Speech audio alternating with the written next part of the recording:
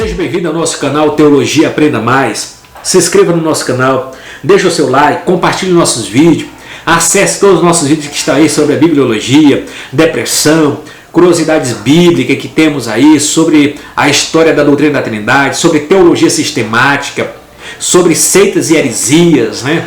E sobre os livros do Antigo Testamento que falam sobre a estrutura de cada livro, autor, resumo, esboço, também sobre os livros do Novo Testamento, de Gênesis até Malaquias do Antigo Testamento, e sobre os livros do Novo Testamento de Mateus a Apocalipse, as cartas paulinas, sobre as cartas petrinas, cartas joaninas, e todo o Novo Testamento, os evangelhos sinóticos, os evangelhos joaninos e tudo mais. Hoje nós vamos gravar sobre uma disciplina, uma doutrina muito importante que é chamada soteriologia, a doutrina da salvação. Soteriologia, a doutrina da salvação. O vocábulo soteriologia, segundo seus aspectos etimológicos, a etimologia estuda a origem da palavra, é composto por duas palavras gregas, né? Soteria significa salvação e curar. E logia, né? Que significa estudo, tratado. Portanto, soteriologia é o estudo do plano salvífico da obra de Cristo e da aplicação da salvação ao homem de acordo com as escrituras sagradas, né? Uma base, né? É o estudo sobre a salvação, a doutrina da salvação.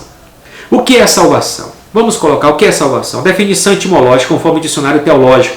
O vocábulo sotéria, além de salvação, traz as seguintes significações: libertação de um perigo eminente, livramento do poder e da maldição do pecado, restituição do homem à plena comunhão com Deus, né? Outra, vamos dar uma definição agora, essa foi a definição etimológica, vamos dar uma definição teológica.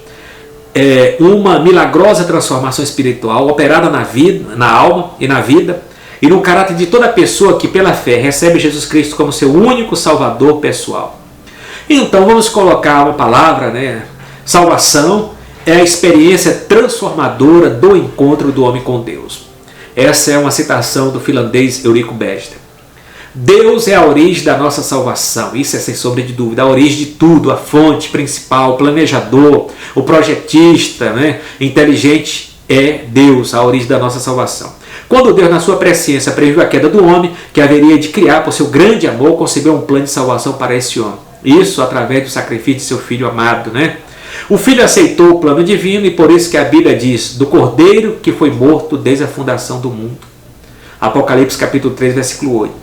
No seu eterno plano, Deus também determinou as bases e a forma da comunhão que deveria haver entre os que aceitassem a salvação por Jesus Cristo. Ok? Aplicação pessoal para nós analisarmos a questão da queda, né? A questão da aplicação pessoal. A queda não foi o fim, mas o início do plano salvífico de Deus. O grande amor do Senhor foi inicialmente demonstrado quando o homem pecou. É fácil amar aqueles que são justos e santos. O vulgar é apreciar os que praticam a justiça. O raro é amar o transgressor. Ironicamente, Adão e Eva só compreenderam o sacrossanto e imensurável amor do Eterno quando, pela primeira vez, desobedeceram. O amor do Senhor superou o pecado deles. A bondade do Altíssimo foi mais altissonante do que suas desculpas vazias. Adão e Eva foram corrigidos como filhos amados, mas não ficaram sem a promessa salvífica. Hebreus 12, 6 e 11. Deus os amou ao corrigi-los e ao prover meios pelos quais poderia desfrutar da comunhão com Ele. Ainda hoje o teu pecado não é maior do que o nosso Deus. As tuas desculpas não calam a justiça. E o incomensurável amor do Eterno, Ele o ama incondicionalmente. João 3 e 16, muito profunda a citação. A primeira promessa da redenção, né? No dia da queda do homem no jardim do Éden, Deus proferiu uma sentença acerca da serpente, dizendo que sua cabeça seria esmagada. Essa foi a primeira promessa de redenção da humanidade, Gênesis 3 e 15, né? Pode ser chamado de proto-evangelho, pois Deus prometeu à semente da mulher que dela mesma nasceria aquele capaz de esmagar a cabeça da serpente, isso é, Jesus Cristo, o Redentor, que venceria Satanás. É a primeira das grandes promessas messiânicas que temos na Bíblia, lá em Gênesis 3 e 15, o proto-evangelho.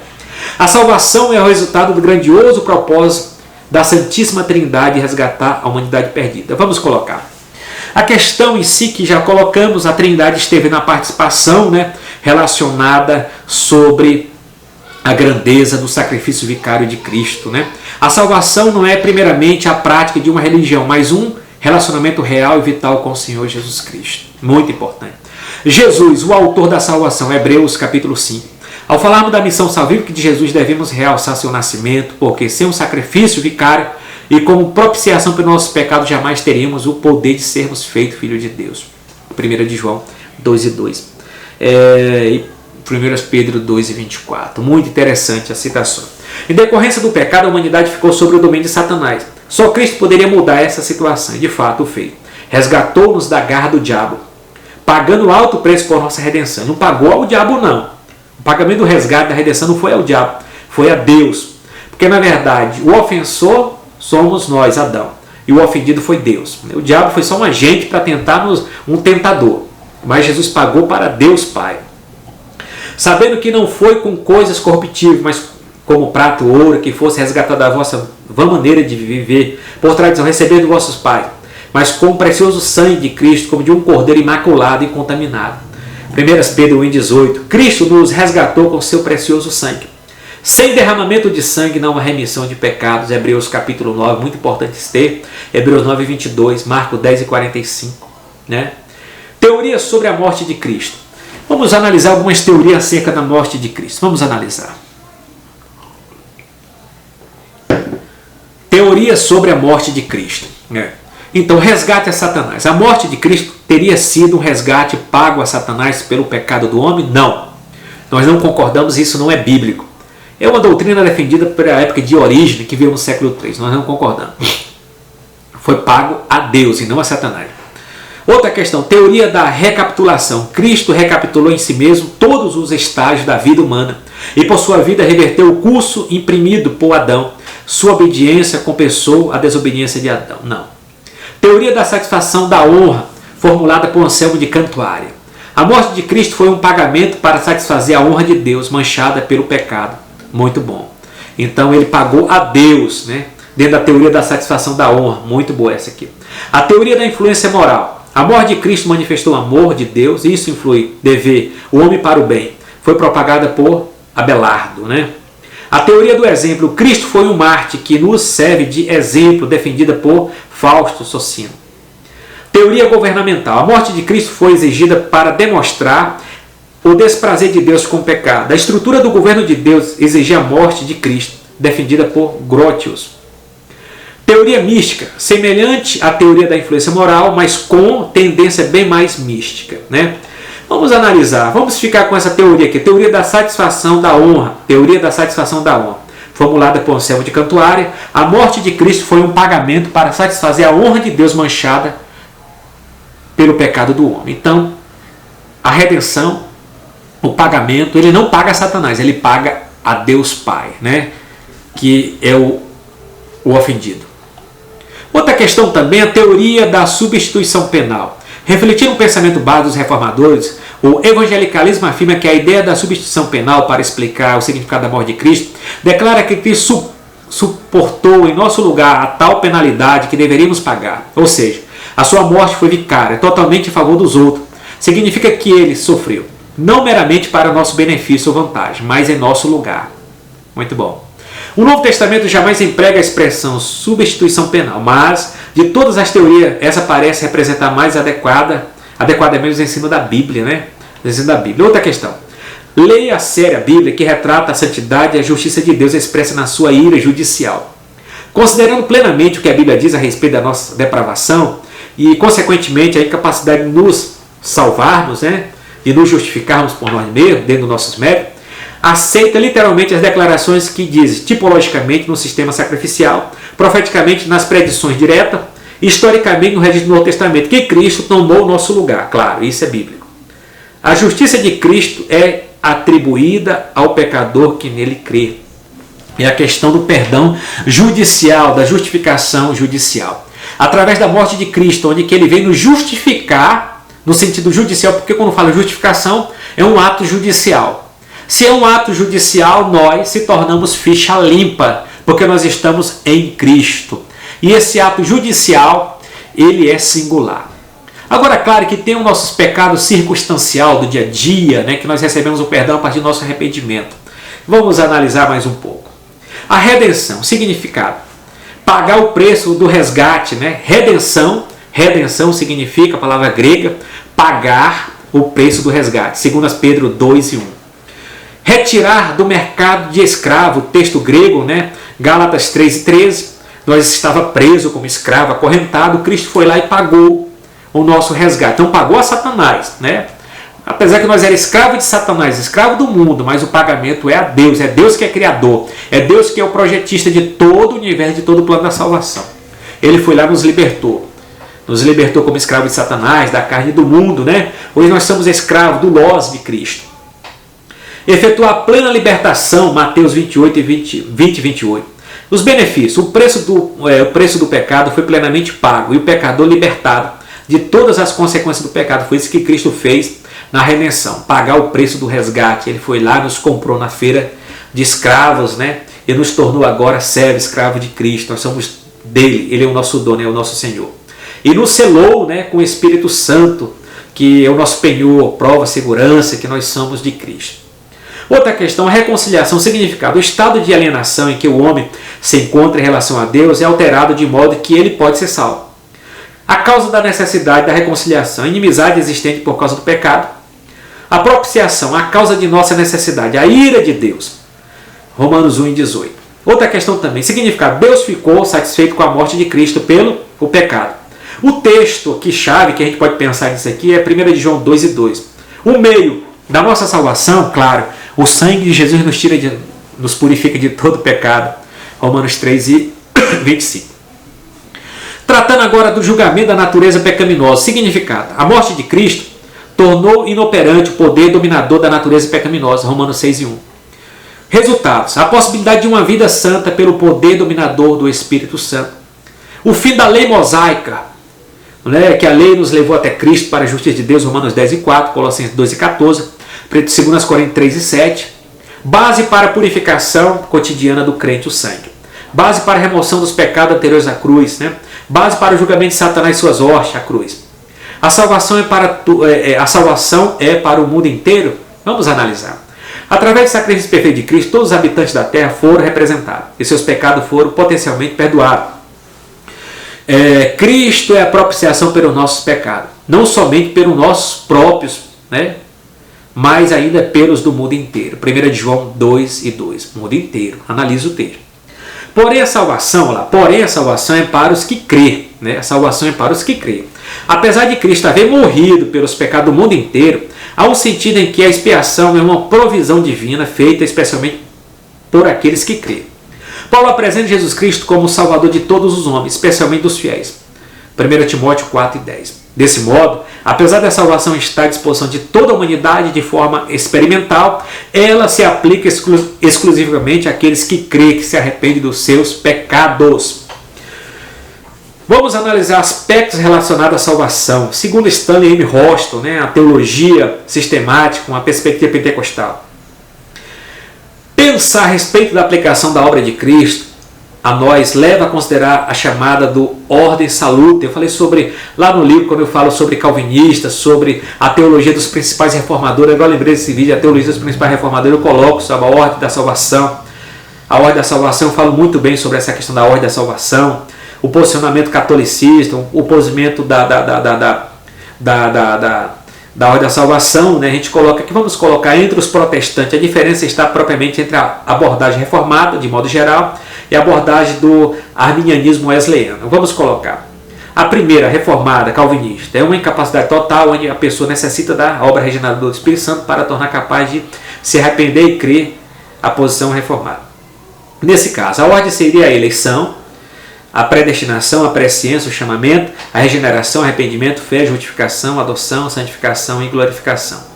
Agora, voltado para o arminianismo, né, a diferença encontra na ordem dos três primeiros, que se refere à atividade de Deus na eternidade. Do posicionamento, a regeneração, a ordem, a segunda das ordens, é o ponto de vista adotado pelo arminianismo. Eu quero que você vá lá, acesse na minha playlist, vai lá na teologia dos principais reformadores, que eu falo sobre a ordem salute, a ordem da salvação, de uma maneira mais explícita. Eu vou deixar para você, acesse lá esses vídeos, né, que está na playlist, a teologia dos principais reformadores. A graça de Deus na salvação da raça humana. O termo graça do original é charis, né? É usado cerca de 100 vezes nas epístolas paulinas. Desde 24 aparece em Romanos, né? Na antiga aliança, o termo hebraico é resed, corresponde ao sentido do Novo Testamento. Em diversas passagens traduzidas por favor, misericórdia, bondade amorosa ou graça que procede de Deus. No contexto da doutrina da salvação, charis, né? É o dom ou favor imerecido de Deus, mediante a qual os homens são salvos por meio e por mérito de Cristo, né? A extensão da graça. Estudar a respeito da graça de Deus implica descrever os principais ramos da doutrina da salvação. A conversão está na graça, a regeneração, a justificação e a santificação está num pacote só. A conversão é o ato exterior, visível e prático da salvação operada na vida do pecador regenerado. Os dois aspectos da conversão são, vamos dizer, arrependimento é o aspecto negativo da conversão porque implica no abandono do pecador em dizer não para as coisas pecaminosas. Fé é o aspecto positivo da conversão, porque implica em voltar em direção a Deus e dizer sim para a sua palavra. A regeneração, né? A regeneração é uma ação do Espírito Santo mediante a qual ele cria nova natureza no homem. Esse é o ato milagroso, ocorre simultaneamente a conversão a Cristo. Quando o ser humano morto em delitos e pecados aceita Cristo, é vivificado espiritualmente, Efésios 2 e 1, Romanos 7 e 6. Essa obra, além de vivificar o Espírito, alcança cada parte da natureza humana, isso somente Deus pode fazer. Né? A regeneração é indispensável porque sem Cristo o pecador é incapaz de obedecer e agradar a Deus.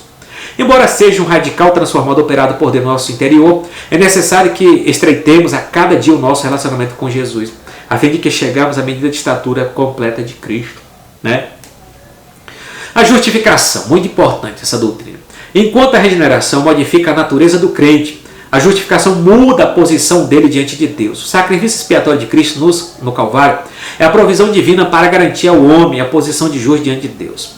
Uma vez regenerado, o homem, por meio da fé, é justificado gratuitamente mediante o preço pago por Jesus Cristo.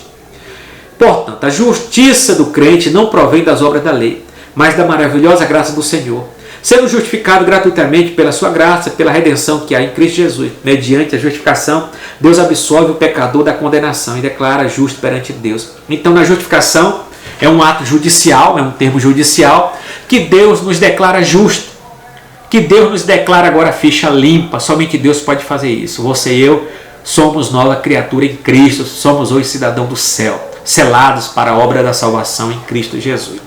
O processo da santificação trata-se de uma obra progressiva realizada por Deus através do Espírito Santo. É um processo que se inicia com a conversão do crente, tornando santo, que deve continuar por toda a vida. Na santificação, o estado moral da pessoa é moldado de acordo com os padrões de Cristo.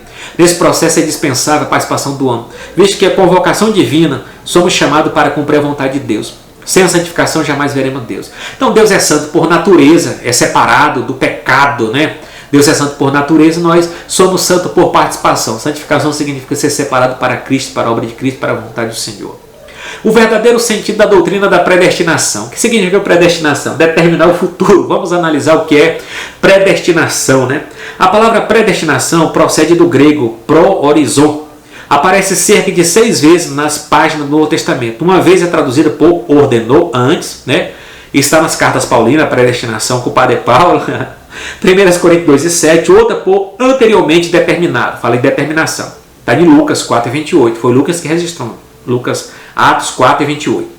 E 4 por predestinar, em Romanos 8, 29 e 30 e Efésios capítulo 1, versículo 5 a 11. O termo significa destinar por antecipação. Vejamos o que, segundo a Bíblia, é determinado por antecipação. Vamos colocar. Vou manter um pouquinho de água. Predestinação significa determinar o futuro. Eu dei nesses textos aqui vários significados etimológicos. Mas vamos colocar. O que é predestinação? Determinar o futuro. Determinar o futuro. Vamos ver. O verdadeiro sentido da doutrina da predestinação. A palavra predestinação procede do grego, já foi colocado, né? Vamos colocar. Fomos predestinados em Jesus, né? Fomos predestinados em Jesus. Deus predestinou por antecipação o plano da nossa salvação, isto é, o meio pelo qual devemos ser salvos. Efésios capítulo 1, versículo 5.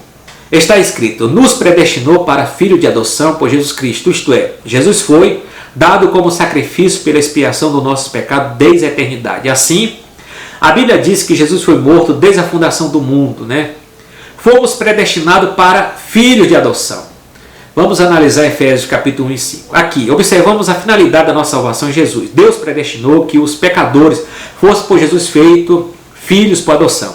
A predestinação para filho de adoção refere-se, de acordo com Efésios 1 e 11, a nós, aos que primeiro esperamos em Cristo. Dessa maneira incontestável, definindo que a predestinação diz respeito aos que esperam em Jesus como meio da salvação, né?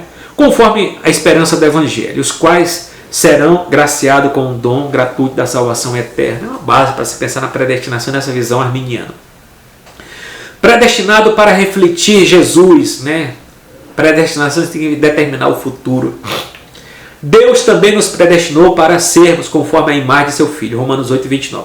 Essa palavra nos revela o alvo que devemos alcançar por meio da salvação. Deus deseja que todos os que aceitam a Jesus como Salvador seja transformado à imagem de seu Filho, o qual é a expressão da imagem de Deus, né? A imagem de Deus que está registrada em Hebreus 1 e 3, né? Assim, Jesus foi predeterminado por Deus para ser o modelo, a fim de que muitos irmãos, por meio dele, alcancem a imagem cujo a semelhança de Deus no princípio criou o homem, né? Então, uma base para se pensar em predestinação. Deus espera que cada homem defina a sua posição quanto ao meio de salvação que ele predestinou. Qual é o meio?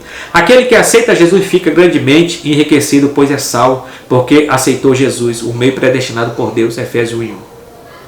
Conforme seu propósito, é doado pelo Filho. A graça de Deus opera nele para que alcance a imagem de Filho de Deus, tá? Aquele, porém, que não aceita Jesus está perdido. Marcos 16, 16, João 3, 18 e 19. Não porque não estivesse incluído na predestinação de Deus, mas porque não aceitou o único meio de salvação que Deus ofereceu. Isso é fato.